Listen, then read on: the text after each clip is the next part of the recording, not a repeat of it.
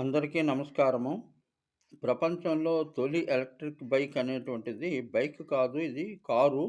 ఈ కారుని ఎప్పుడు అంటే పారిశ్రామిక విప్లవం వచ్చిన తర్వాత ఇది కనుగొనబడింది. 1888 హంగరీ శాస్త్రవేత్త దీన్ని కనుక్కున్నాడు.